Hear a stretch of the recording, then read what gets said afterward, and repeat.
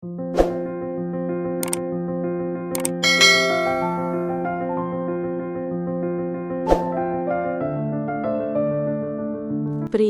Арми. Есть что-то глубоко тревожное в том, как некоторые люди реагируют, когда тщательно выстроенная фантазия начинает рушиться. Это не просто несогласие и уж точно не нейтральность. Это паника, замаскированная под логику, враждебность, притворяющаяся анализом, и отчаяние, выдаваемое за беспокойство. В случае с Тахьоном и Чонгуком эта модель повторяется так часто, что ее стало невозможно игнорировать. На первый взгляд это выглядит почти абсурдно. Одна фотография. Два человека стоят близко, руки переплетены, одинаковые куртки, спокойные выражения лиц. Ничего драматичного, ничего постановочного, кроме того, что всегда фиксируют камеры. И все же реакция определенных кругов фандома несоразмерна самому изображению. Пишут эссе, кадры увеличиваются, пальцы пересчитываются, рождаются целые теории не для того, чтобы понять то, что видно, а чтобы это объяснить. Именно здесь начинается отрицание, не как рациональное несогласие, а как психологический защитный механизм.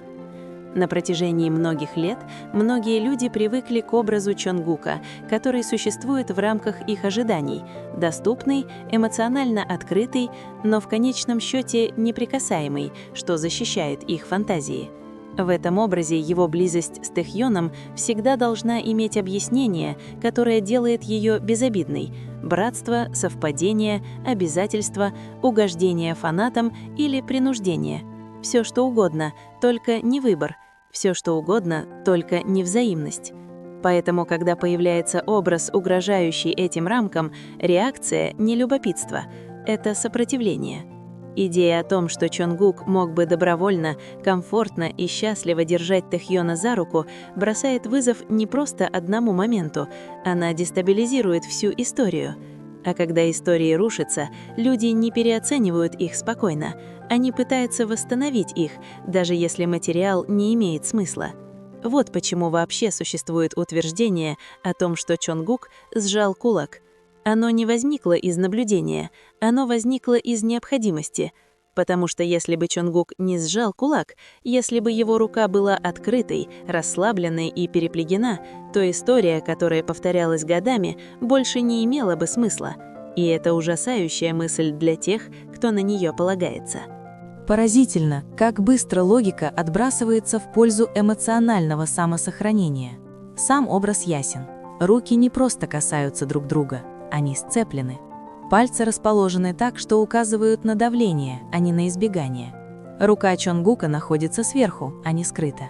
И все же, вместо того, чтобы принять видимое, некоторые люди предпочитают выдумывать то, чего нет. Именно здесь отрицание превращается в нечто более агрессивное.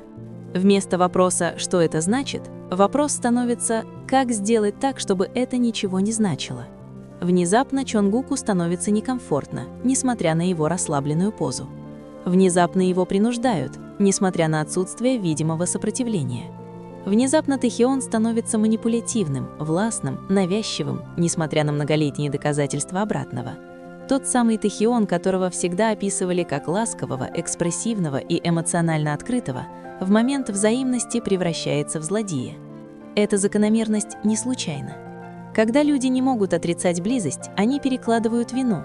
Проблема заключается в Тахьоне, потому что признание самостоятельности Чонгука означало бы признание его выбора, а выбор – это то, с чем отрицание не может сосуществовать. Если Чонгук выбирает Тахьона, выбирает его близость, его прикосновение, его присутствие, тогда фантазия о Чонгуке как о человеке, постоянно доступном для всех, кроме него самого, исчезает. Поэтому ее нужно переписать. Это переписывание часто маскируется под беспокойство. «Я просто беспокоюсь о Чонгуке. Он выглядит некомфортно. Он не хотел этого делать». Но беспокойство, игнорирующее видимый комфорт, это не беспокойство, а проекция. Это отказ признать, что счастье другого человека не совпадает с тем, чего вы для него желали. И вот здесь тихо вступает в разговор зависть. Зависть редко бывает громкой. Она часто скрывается за сарказмом, насмешками и придирками. Она проявляется как чрезмерный анализ, как потребность доказать, что то, что видят другие, неверно. Когда люди говорят «это всего лишь фотография, зачем вы делаете из этого большую проблему», одновременно анализируя каждый пиксель, это противоречие красноречиво. Если бы это действительно ничего не значило, это не нужно было бы разбирать. Интенсивность реакции раскрывает эмоциональную значимость изображения. Потому что правда в том, что такой реакции не существовало бы, если бы Тэкук казался неправдоподобным. Люди не борются так упорно с тем, во что искренне верят, как в невозможное. Они борются, когда что-то кажется неприятно реальным, достаточно реальным, чтобы угрожать историям, которые они рассказывают сами себе. Вот почему постоянно возникают сравнения. Вспоминаются фотографии Тэхьона, держащегося за руки с другими участниками группы, как будто проявление привязанности теряет смысл, как только оно становится явным. Но этот аргумент рушится под собственной тяжестью. Если держаться за руки с другими – это нормально, то почему этот момент нужно как-то объяснять? Почему его нужно переосмысливать, преуменьшать или отрицать? Ответ таков. Простой. Контекст. Это был не единственный жест, вырванный из контекста. Он существует в долгой истории общих взглядов, зеркальных движений, привычной близости и постоянного приоритета присутствия друг друга. Он существует в рамках паттернов, которые формировались медленно, органично и многократно с течением времени. А паттерны сложнее игнорировать, чем отдельные моменты. Вот почему отрицание зацикливается на деталях. Палец здесь, тень там, угол ладони, форма сустава, потому что если фокус достаточно узок, возможно, общую картину и не придется признавать. Но отрицание исходит не из ясности, оно исходит из страха. Страха потерять контроль над повествованием, страха столкнуться с предвзятостью, страха признать, что два человека могут разделять нечто более глубокое, чем кажется приемлемым. Поэтому вместо этого реальность искажается. Сжатый кулак представляется там, где его нет, дискомфорт утверждается, где видна легкость, сила утверждается, где очевидна взаимность. И, пожалуй, самое показательное во всем этом, чем естественнее выглядит момент, тем агрессивнее становится отрицание. Потому что ничто так не угрожает ложному образу, как то, что кажется непринужденным. В конце концов, эта одержимость отрицанием говорит гораздо больше о людях, которые в нем участвуют, чем о Тэхьоне или Чонгуке. Она показывает, насколько хрупки определенные фантазии и как бурно они реагируют на вызовы. Она демонстрирует, как некоторые предпочитают обвинять, искажать и манипулировать, вместо того, чтобы просто принять то, что перед ними. Речь идет не о защите Чонгука. Речь идет не о логике. Речь идет о сохранении комфорта. А комфорт, построенный на иллюзии, всегда будет чувствовать себя под угрозой со стороны правды. Что делает эту конкретную фотографию такой дестабилизирующей, так это не ее драматичность или провокативность. На самом деле, ее сила заключается в обратном. Она обычная, спокойная, непринужденная. И именно поэтому ее нельзя легко отбросить. Здесь нет преувеличенной позы, нет преувеличенной реакции, нет видимого напряжения. Два человека стоят близко друг к другу, одеты одинаково, достаточно расслаблены, чтобы физический контакт произошел естественно. Это не тот тип изображения, который требует интерпретации, оно просто существует. И все же реакция, которую оно вызвало, говорит о том, что оно задело за живое гораздо глубже, чем люди готовы признать. Когда нарративы стрельны, изображения проходят незаметно. Когда нарративы хрупки, изображения взрываются. Первое, на что следует обратить внимание, это близость. Тэхьон и Чонгук не стоят на той осторожной дистанции, которая часто наблюдается на публичных фотографиях, где люди чрезмерно внимательны к границам. Их плечи выровнены, их тела смотрят вперед без колебаний. Нет видимой попытки отстраниться, нет едва заметного изменения положения, которое могло бы указывать на дискомфорт. Уже одно это противоречит идее сопротивления. Затем руки. Не касаются, не задевают, не зависают, сцеплены. Держание рук, если оно случайное, выглядит случайным. Пальцы на мгновение соприкасаются, ладони едва касаются друг друга, тела почти мгновенно отстраняются. Здесь происходит нечто другое. Руки полностью задействованы. Контакт длится достаточно долго, чтобы его можно было четко запечатлеть. Хват достаточно крепкий, чтобы показать форму и структуру, а не просто совпадение. И самое важное, рука Чонгука находится сверху. Эта деталь имеет большее значение, чем хотелось бы. Если бы Чонгуку было некомфортно, избегание было бы едва заметным, но видимым. Его рука отдернулась бы, согнулась бы внутрь или пассивно лежала бы под рукой Тахёна. Вместо этого его рука лежит поверх руки Тахёна. Пальцы согнуты таким образом, что указывает на участие, а не на терпимость. Так не располагается рука, когда человек пытается избежать контакта. И все же именно здесь возникает печально известная теория кулака. Согласно этому утверждению, Чонгук якобы сжал кулак, чтобы избежать хватки за руку Тахёна.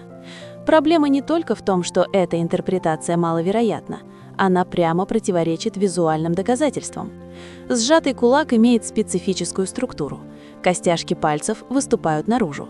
Пальцы прижаты к телу. Форма компактная, напряжена и закрытая. То, что мы видим на фотографии, не соответствует этому.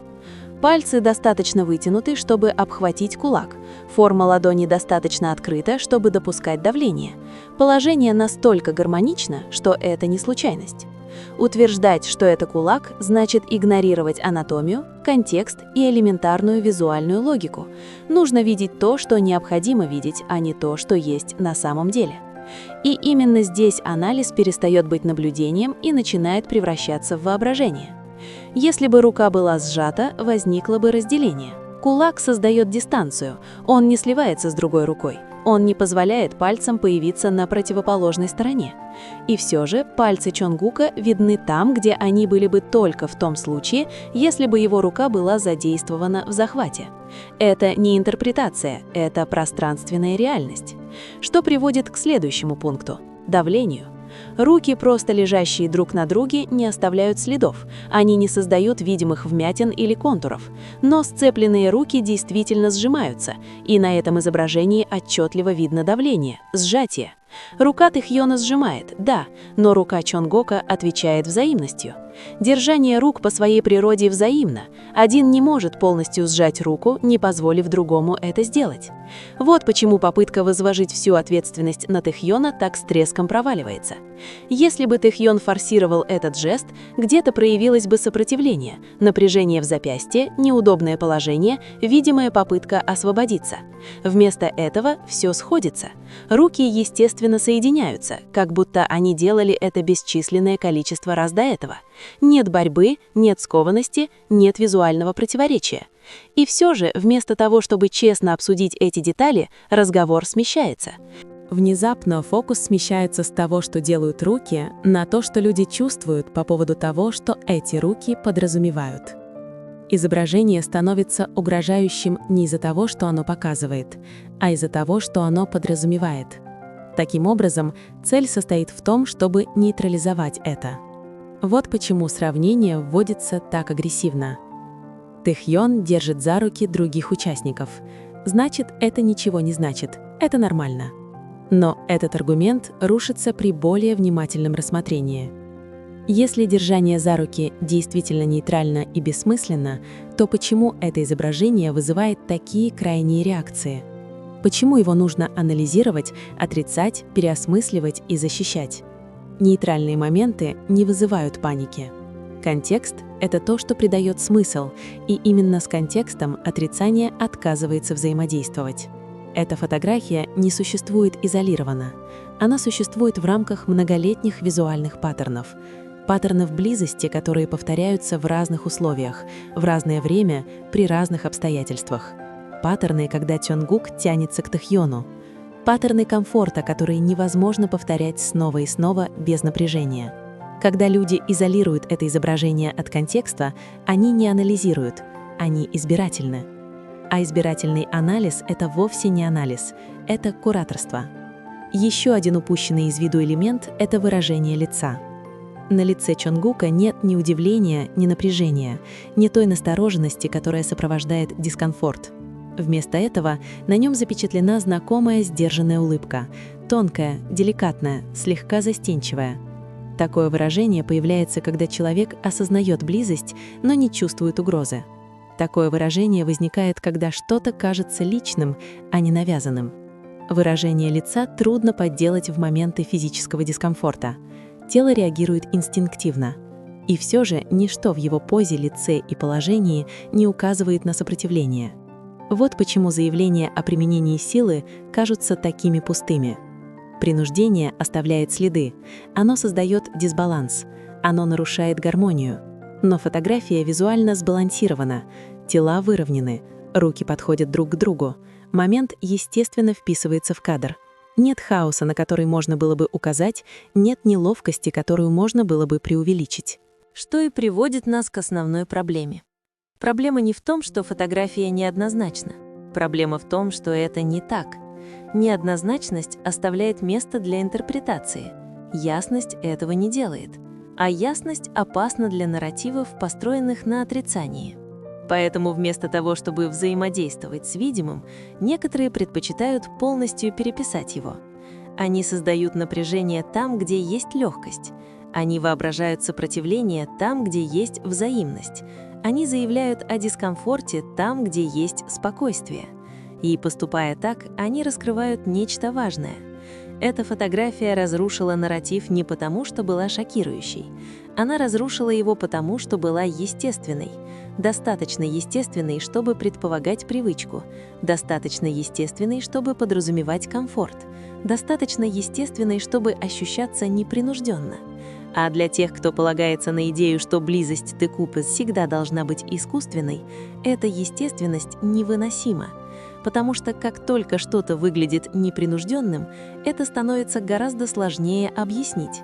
Язык существует не только в словах, но и в невербальных жестах, которые сопровождают их. И нигде это не проявляется так ярко, как в моментах, разделенных Чонгуком и Тэхёном. В то время как некоторые фанаты настаивают на разборе одной руки, отказываясь видеть то, что находится прямо перед ними, общая картина говорит громче любых споров. Тело Чонгука неизменно рассказывает историю легкости, комфорта и подлинной близости. Первое, на что следует обратить внимание, это осанка. Физический комфорт – это тонкий, но неоспоримый сигнал согласия и готовности. На бесчисленных снимках, будь то постановочные фотографии или запечатленные спонтанно, Чонгук слегка наклоняется к Тэхёну, выравнивая свое тело таким образом, чтобы уменьшить расстояние, а не увеличивать его. Отклонение в сторону, напряжение плеч или отведение туловища от кого-либо – это тонкие сигналы, которые тело подает, когда отказывается от контакта. Ни один из этих сигналов не присутствует на фотографии, вызвавшей столько споров. Вместо этого его плечи расслаблены, его поза естественна, и его туловище повторяет ориентацию Тэхёна. Это не совпадение, это физическое проявление комфорта. Далее идут руки. Точнее, пальцы Чонгука. Невнимательный наблюдатель может не заметить их расположение, но при ближайшем рассмотрении внимательное наблюдение выявляет четкую закономерность участия. Пальцы Чонгука лежат на руке Тэхёна, обхватывая ее таким образом, что это демонстрирует вовлеченность, а не избегание. Когда руки сжаты или скованы силой, пальцы, как правило, сгибаются внутрь, часто оставляя зазоры и смещения. Здесь зазоров нет. Нет напряжения.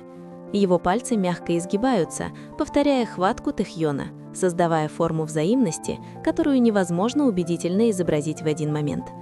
Утверждение о том, что его рука сжата в кулак, рушится даже при минимальном внимании, потому что анатомию нельзя игнорировать. Изгиб, давление и положение пальцев противоречат любым представлениям об избегании или сопротивлении. Однако выражение лица, пожалуй, наиболее показательно. Чонгук улыбается, едва заметно, сдержанно, застенчиво, но безошибочно. Это та же улыбка, которую он постоянно демонстрирует рядом с Тэхёном, особенно в моменты близости. Это не улыбка дискомфорта, это не улыбка человека, которого заставляют. Это улыбка, сочетающая легкую неуверенность и удовлетворение. Комбинация, которая сохраняется на протяжении многих лет задокументированных взаимодействий.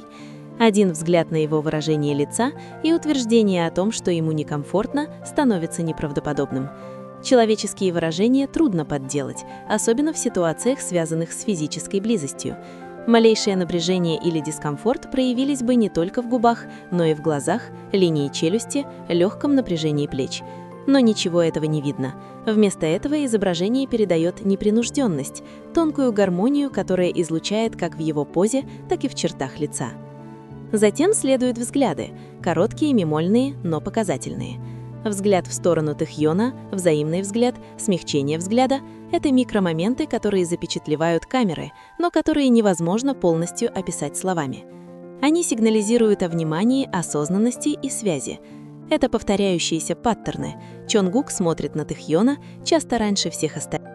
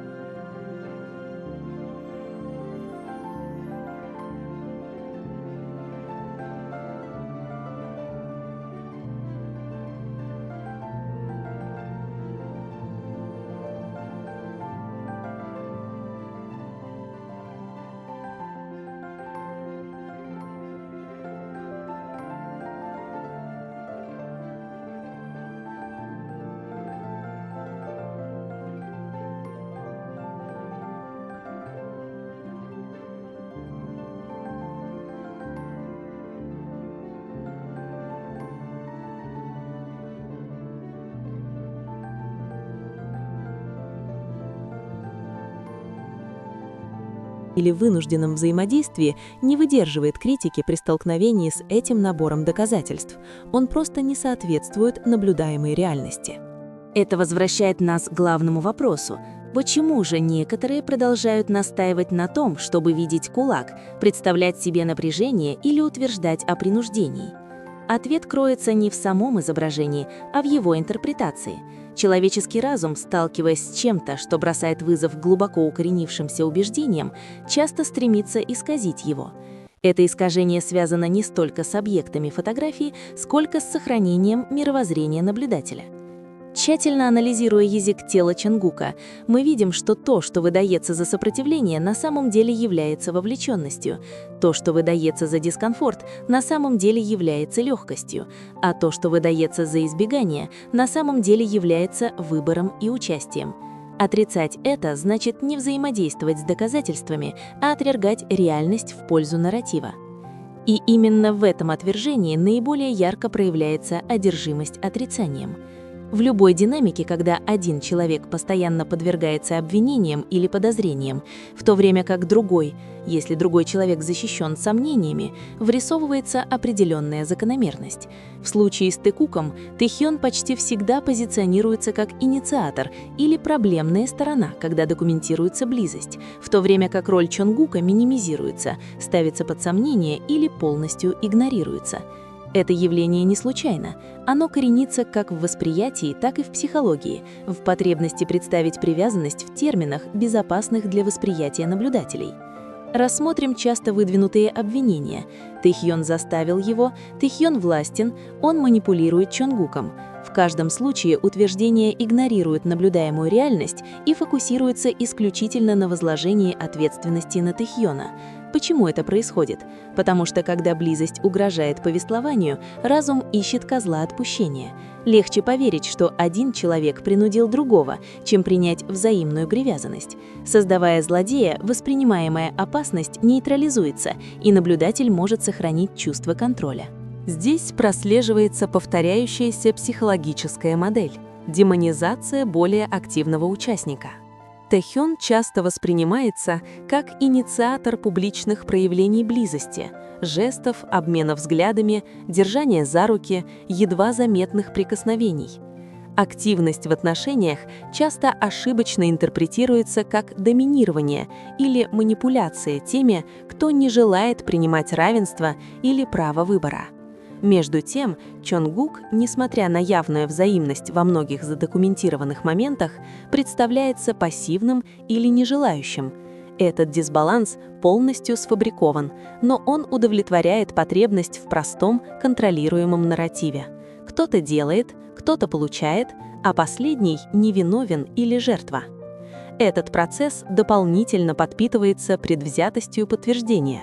Фанаты, которые долгое время верили в предполагаемую нежелательность Чонгука, будут избирательно выделять моменты, подтверждающие их убеждения, игнорируя доказательства обратного. Небольшое колебание, нейтральное выражение лица или даже мимолетный отвод взгляда интерпретируются как доказательство сопротивления, в то время как постоянные проявления теплоты, взаимности и выбора игнорируются. Предвзятость создает самоподдерживающийся цикл. Каждое действие Тэхёна, которое можно было бы истолковать как проявление привязанности, автоматически воспринимается как принуждение или манипуляция. Другой фактор – зависть.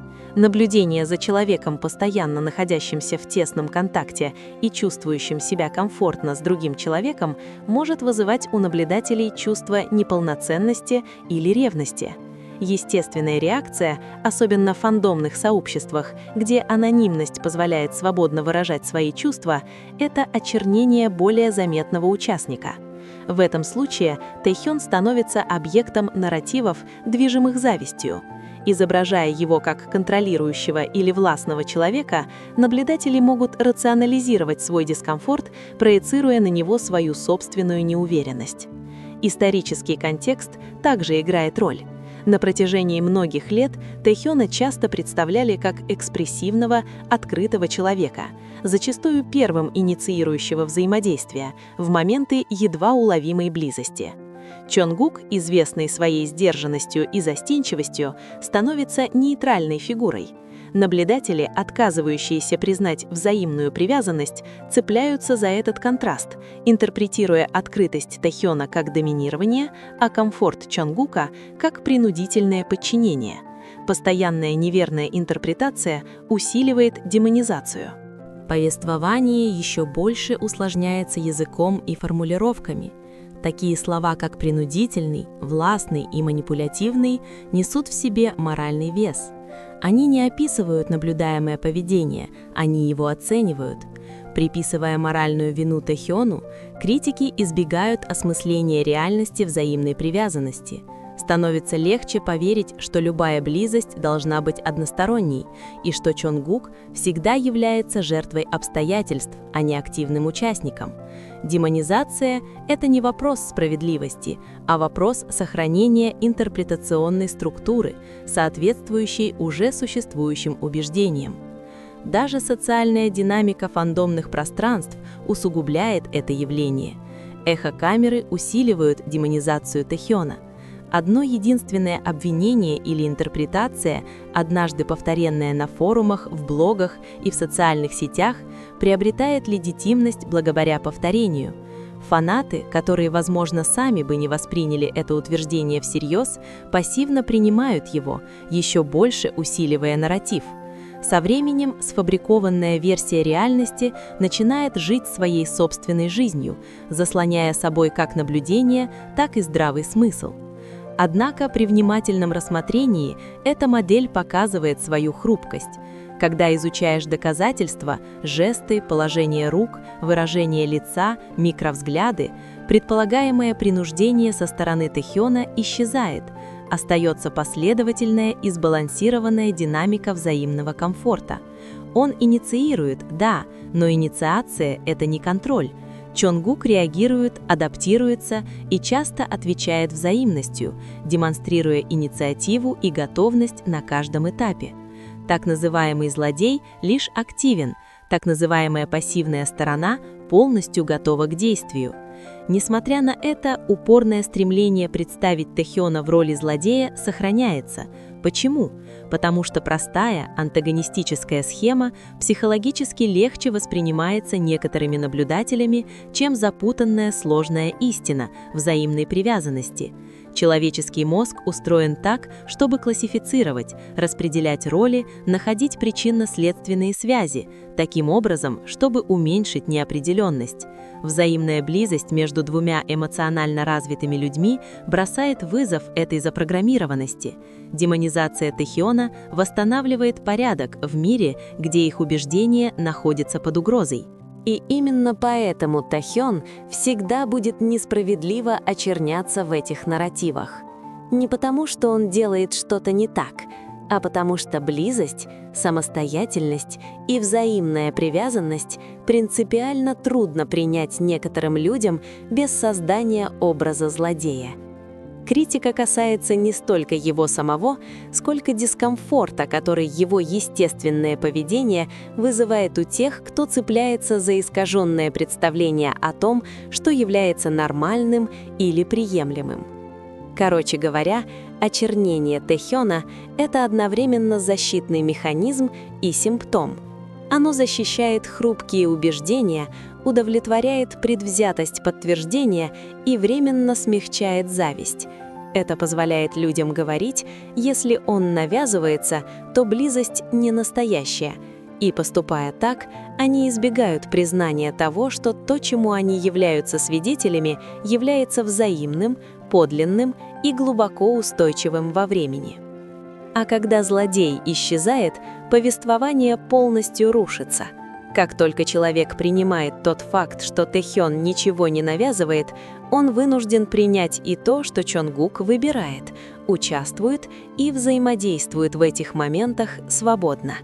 И это осознание, такое простое, такое естественное, невыносимо для тех, кто отрицает происходящее. Термин «фан-сервис» всегда несет в себе любопытную двойственность.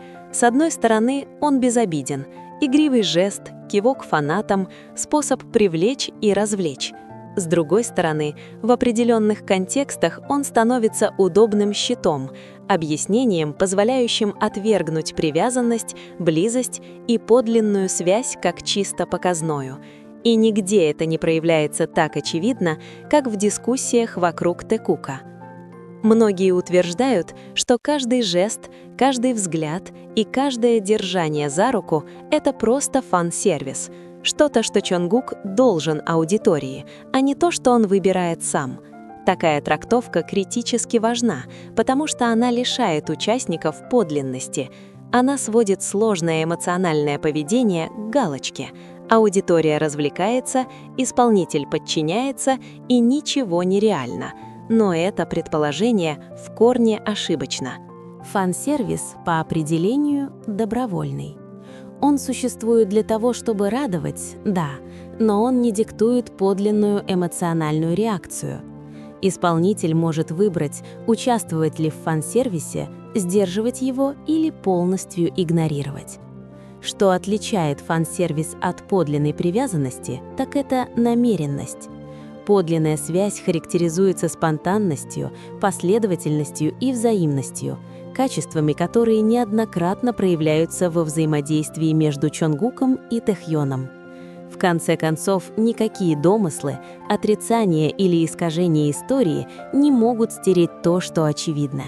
Жесты, взгляды и тонкие взаимодействия рассказывают историю гораздо честнее, чем любые слухи. Улыбки Чонгука, его расслабленная поза, то, как его пальцы обхватывают пальцы Тэхьона, все это говорит об истине, которую нельзя выдумать или навязать силой. Некоторые будут продолжать искать недостатки, отчаянно пытаясь доказать, что близость должна быть вынужденной, что привязанность должна быть искусственной, что модели взаимного комфорта — это иллюзии. И все же доказательства последовательны, неопровержимы и неизменны. Отрицание может продолжаться, но реальность не поддается повествованию. Она остается тихо и настойчиво в каждом взгляде, каждом прикосновении, каждом совместном моменте. Тэкук — это не просто серия фотографий или мимолетных жестов. Это закономерность, история комфорта, выбора и взаимной привязанности, которая простирается за пределы наблюдения в область жизненного опыта. Попытки отвергнуть, исказить или демонизировать всегда будут рушиться под тяжестью последовательности и истины. И, возможно, это самый показательный факт из всех. Чем ближе Тэкук кажется одним, тем более угрожающим он становится для других. Не потому что связь вымышленная, а потому что она реальна. Оно существует без извинений, без необходимости оправданий и без попыток отрицания. Для тех, кто готов взглянуть честно, послание простое. Что видишь, то и есть. Держась руки, обмениваясь улыбками, бросая взглядами, подлинность в чистейшем виде. И никакие споры, никакие выдуманные истории и никакие утверждения об ошибках никогда не смогут стереть эту истину. Тэкук — это свидетельство взаимного выбора, комфорта и искренней привязанности. Реальность, которой некоторые могут бояться, но которая останется непоколебимой, ясной и неоспоримой для любого, кто готов ее увидеть.